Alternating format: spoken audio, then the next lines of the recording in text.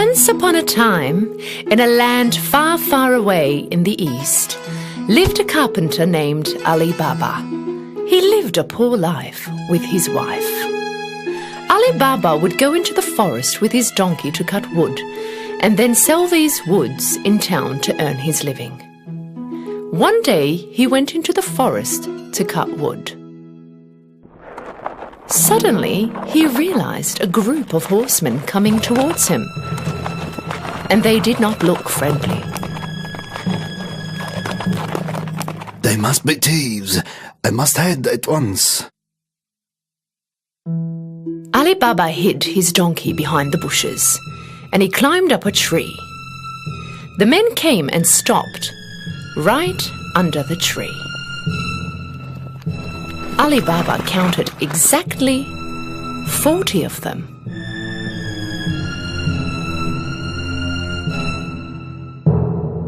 The men took down some heavy bags from their horses. Alibaba realized that these men were the thieves. The head of the thieves went towards a big rock and started to yell. Open, sesame, open. Suddenly, something very unexpected happened. The big rock slid open just like a gate, and a cave appeared. The thieves went in one by one, carrying the heavy bags. After the last one went in, the gate automatically closed. Alibaba was speechless from what he saw. After a short while, the rock opened again, and the thieves came out. At last, their leader came out. He turned to the gate and said, Close, sesame, close. The big rock closed immediately, and the thieves jumped on their horses and rode off. Alibaba came down from the tree and went straight to the big rock. He yelled out the words he memorized. Open, sesame, open. The gate opened with a loud noise. Alibaba hesitantly went in. He was stunned with what he saw. Inside was full of gold, silver, valuable fabrics, diamonds, and treasure chests. He looked around, picked up 3 bags and left. He turned to the rock and repeated what he heard from the leader of thieves. Close, sesame, close. He put all the bags on his donkey and head home. When he came home, he showed the bags to his wife. She could not believe her eyes. She thought that Alibaba stole them. Where did you find all this gold?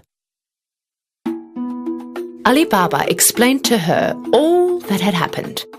That made her really happy, and they started to unpack the bags. Oh, let's see how much money we have. No, let's dig a hole and bury the gold. Why don't you go out and dig a hole, and I will ask your brother Kasim for a measuring cup. Alibaba's brother Kasim was a rich merchant, but he was very greedy. He never helped out Alibaba. So he warned his wife. Don't you talk anything about the gold. No one must know about it. His wife went to Kasim's house and asked him for a measuring cup. Knowing that they are very poor, Kasim asked right away. What do you need the measuring cup for? You don't have any money. His wife immediately made up a lie. Of course, Kasim did not really believe her. He secretly put a little honey underneath the cup and gave it to Alibaba's wife. When his wife came back home, they started to measure the gold. And Alibaba buried the gold he had counted in the hole.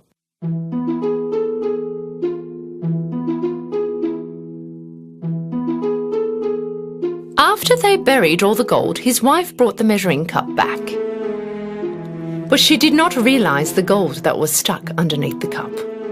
When Kasim got the cup, he looked directly underneath.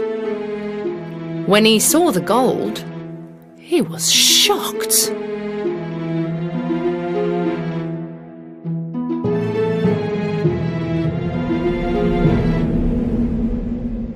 I wonder where Alibaba found this gold from. Kasim could not sleep all night. When it was morning, he got up and went directly to Alibaba's house, and he showed the gold that was stuck under the cup. Alibaba, I thought you were poor. Where did you find this gold? Tell me now. Alibaba told him everything so that he wouldn't tell anybody else about the gold. If you don't show me where this cave is, I will tell the thieves what you have done. But Qasim... Alibaba knew that Kasim would do what he said. With no option, they went to the cave together. The cave is right behind this rock. Now let's go away from here. The thieves might come any moment. Alibaba and Kasim went back home, but Kasim was still thinking about the cave. He immediately took 2 donkeys with him and went back to the cave. When he came in front of the cave, he repeated the words he learned from Alibaba. Open, sesame, open!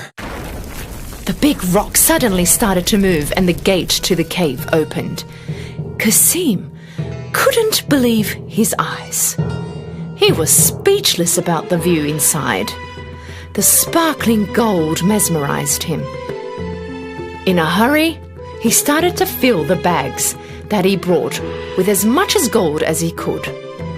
When he had no more room, he went back to the gate, but the gate was closed. And the bad thing was that he forgot the words to open the gate. So he started to make up words and tried to open it. Open, door, open. Open, rack, open. Open, wait, open.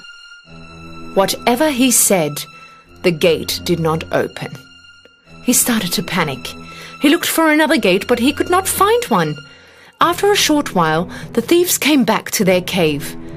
When they saw Kasim's donkeys, they got suspicious and drew their swords. Open, sesame, open.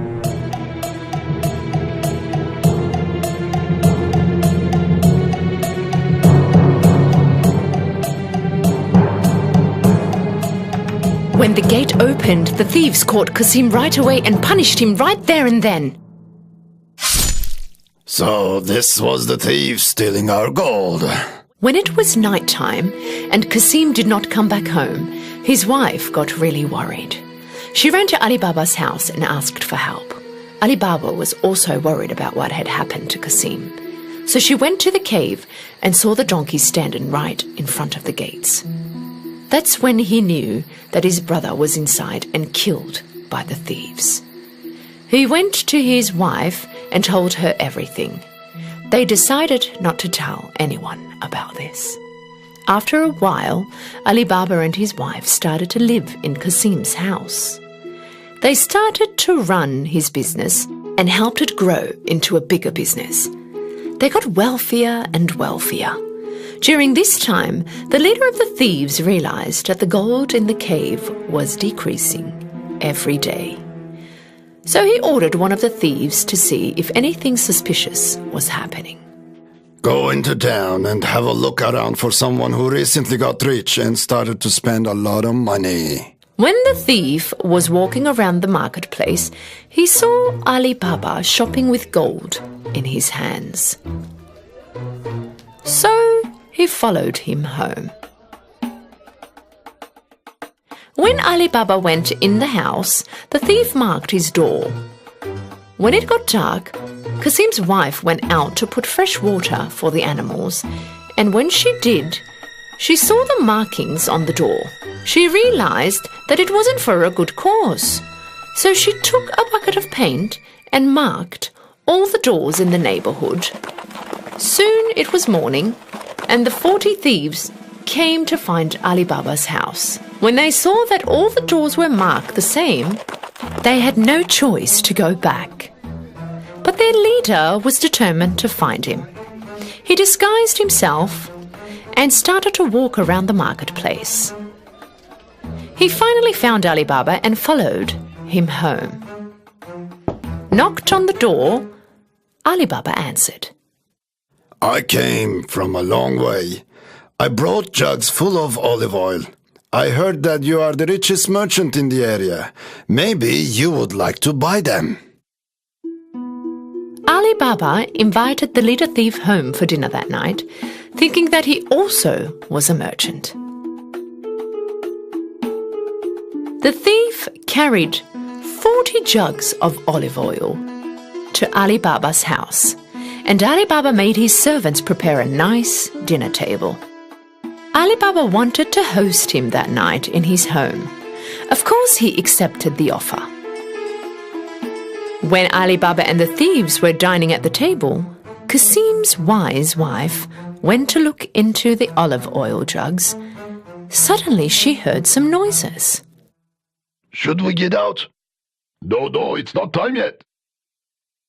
When she found out that there were thieves inside the jugs instead of olive oil, she knew that this was a setup. She immediately went to the kitchen and boiled some oil. Then she came back and poured the boiling oil in each and every one of the jugs. Of course, the thieves silently got fried.